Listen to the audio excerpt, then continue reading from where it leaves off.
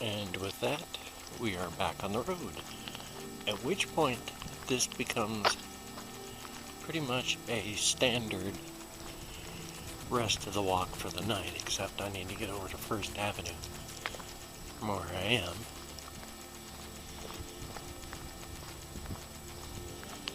So I can continue this as a normal walk. So let's just cut across here. What is this place? 2nd Street Design Studio. Imagine all you can be. Oh, wow. Wow, they do hair. I wonder how long this place is going to be here before they die. That's a very high class looking place. I bet the rent is a lot. I bet they gotta pay a lot for all that nice equipment. And I don't think Shelton is big enough and rural enough, especially here downtown, to be able to maintain and keep going. Oh, Shelton Laundry. Which, I don't know what's going to happen. I mean, my two friends are very volatile. That's a good way to put it. Because of his past issues of drug abuse, and both of their relative young ages, they are, as stated, very volatile. He tends, with his negativity, to look for reasons to not do things, and the slightest bobble, and he's ready to stop. So, and that can be irritating, because we have actually traveled like 45 minutes up into the mountains in our car to go hiking. And he has seen one car parked by the side of the road. And for him, that's it. He is ready to just pack it in. There's too many people. He's done with it. He's over hiking, and he wants to go back home and play video games. And that's everything in his life is meant with that. If there's even the slightest bobble in the road, it's insurmountable, and he doesn't even want to try. Which, considering his problems that he has had with addiction, makes sense. I mean, my emotional and social growth has been stunted and retarded for, well, the 23 years I was an active alcoholic. When you are an active addict, your emotional growth, your social growth, and all that freezes at the point that you start using. And it is only when you are recovering and not using that you can start growing on those fields again. So you take his years of, I'm not going to say which ones, but his problems with addiction from his current age, and yeah, his emotional and social age is right there. I mean, my emotional and social age is, well, in a bad way, I'm still in my 20s. I know how to fake being someone who's in his 50s for periods of time. But I certainly don't know how to do it well.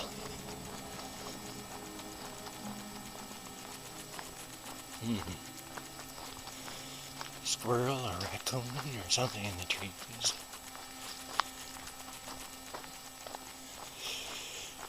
I had crossed the street back there earlier because there was somebody walking on the same side I was, so don't want to deal with any potential issues that may cause.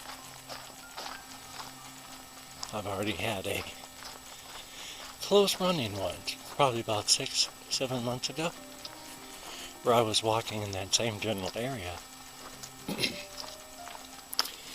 And this woman walked up to me, trying real hard to engage me in conversation and to stop me from going forward.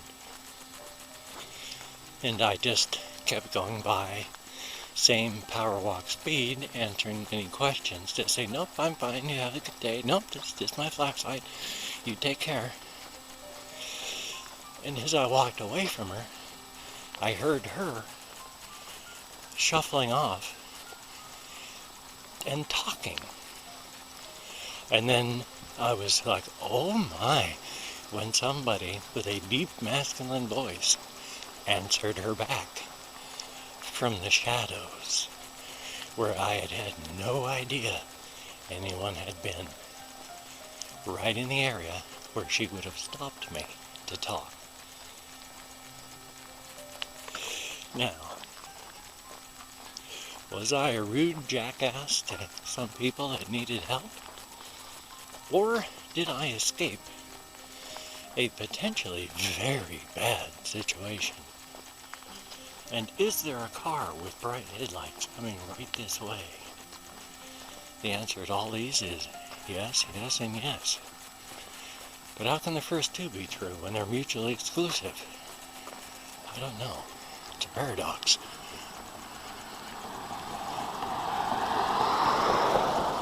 And that's what you get when you have two doctors walking down the street. It's a paradox. When you have two fishing piers by each other, it's a paradox. I don't know any more really bad puns right off the top of my head, so you're all saved from further terror. Oh, it's like 8 minutes into it. And my right hand is painfully frozen.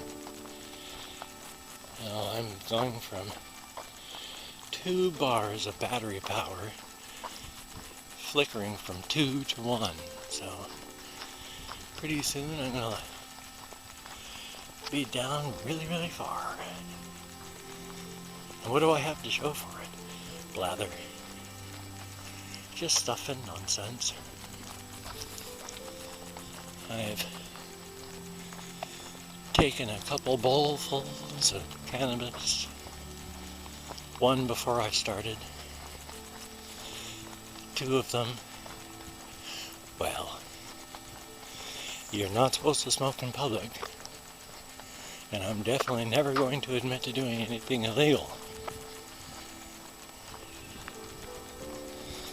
But I've had 3 bowls, and only one was at my house.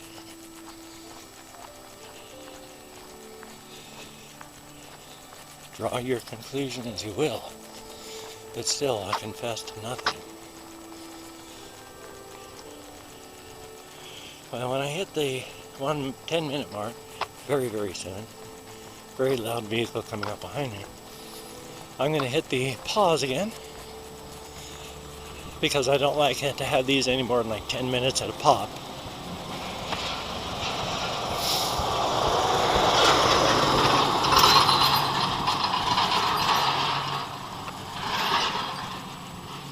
Can you imagine trying to sleep along this road? Having things like that drive by? Middle of the night? Hokey smokes. I'm glad I don't have to sleep, I guess. Which isn't true, I do have to sleep. It's just I don't have a bed. And so I don't have a bedtime. And so I just go until I collapse. And when I wake up, I just try to pick up where I was when I collapsed and go from there. Which is what I was doing just now. I had crashed and burned while editing a video.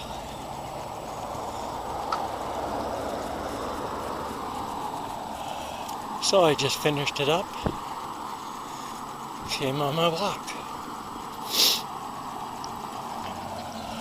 Well, we're at 10 minutes and 30, so with all these frickin' loud vehicles going by, I'm going to pause and swap hands with this frozen claw. I can warm up a little. Both handy and dandy. If I can remember which key it is.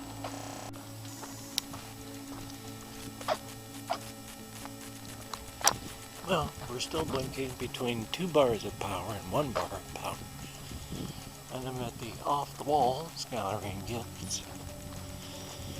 Normally, I take a walk down Franklin a couple blocks, cut down to Railroad, and then come back down to 7th here.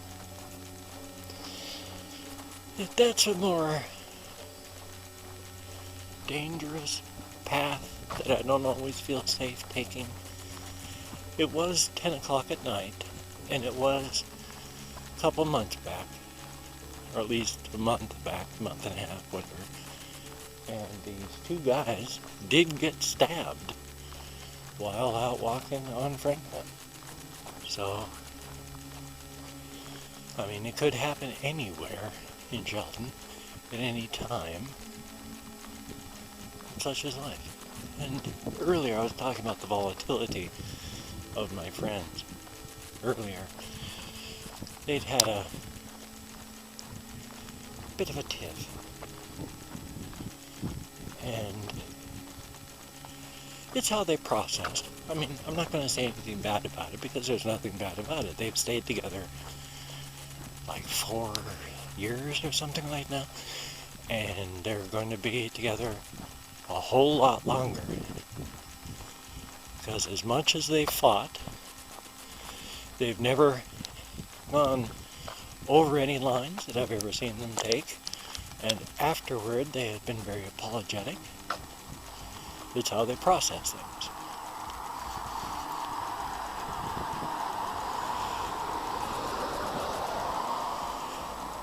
I mean, I can't say my way of processing is any better because it's not the processing way that a 54-year-old probably should. But after my decades of alcohol addiction, during which time I had no social and emotional growth, I am far behind. Which is okay. On the whole, I don't mind. It's made life a lot more fun. My wife actually enjoyed me quite a bit, so I can't say that not being as mature as I should be has been a real detriment.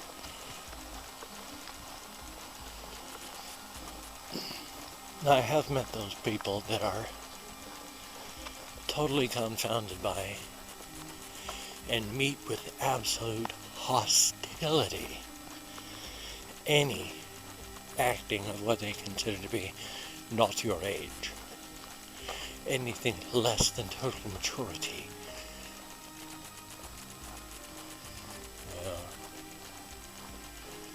The kind of people that, when I was a child, I played with childish things, but when I became a man, I put away my toys.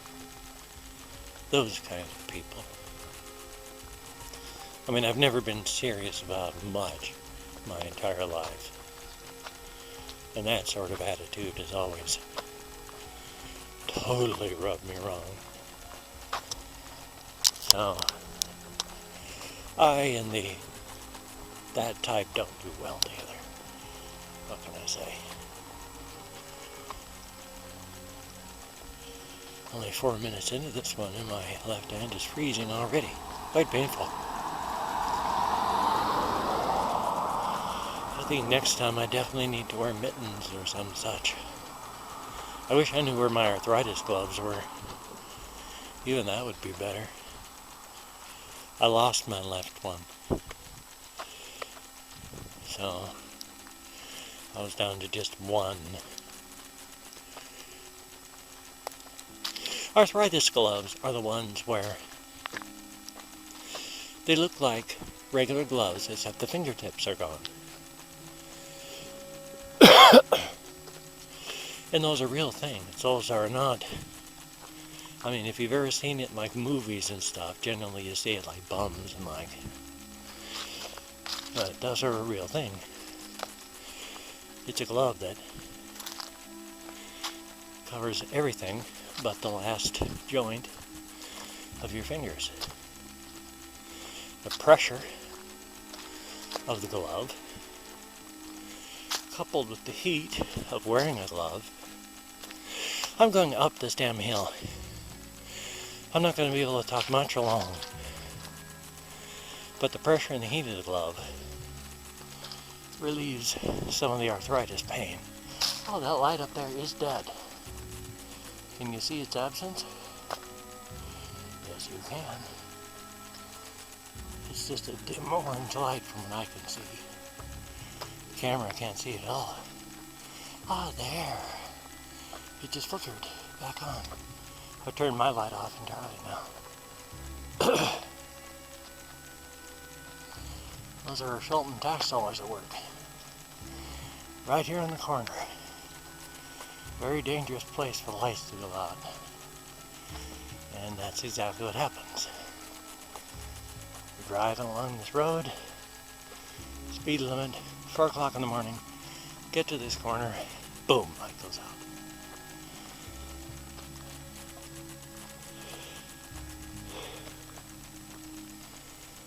But I'm still hoping that I and my friends can get a house together. That would be good. Like I say, we spend most of our time together anyway. We watch movies. Oh, there it went off. Play video games. Both I and he have played together all the way through Left 4 Dead and Left 4 Dead 2. Had a great time. He really wants me to get a capture card so we can capture the game and get the webcam going so we can capture us and then put those all together, and then we'd have the video. Yeah, I don't even know if you can see the dim or, oh, there it goes, it popped up. Now it's back. Yay. I'm walking slower than normal, so I'm still able to talk. Barely. Oh, this hill. I could not do it without cannabis. Quite simply. In fact, I cannot make this walk without cannabis.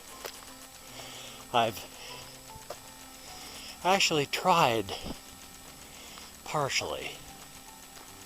I have, during one daylight time, made a mistake of walking to Safeway and back with no cannabis. And let me tell you, I felt every painful, heavy footstep.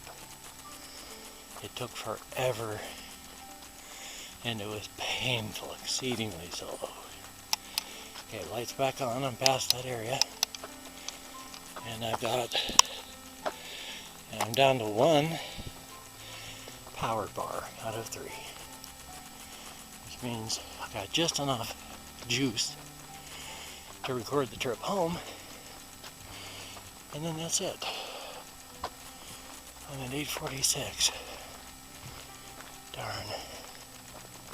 I want to take the large loop that I do around Euclid and Wyandotte for all of you Sheltonites.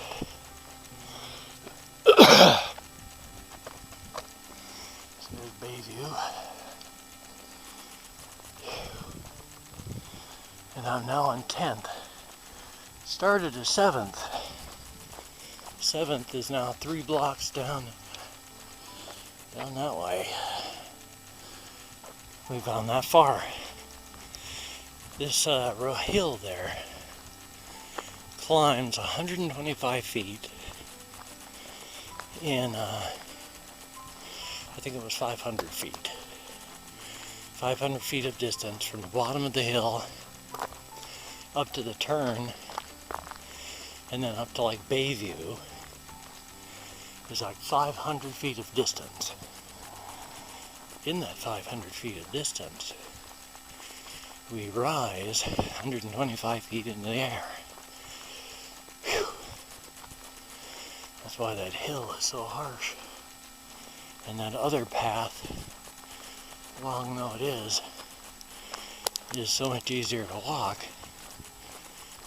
Because we may go up even higher, like 200 feet, but we're taking like half a mile to a mile to rise up that high, a lot easier.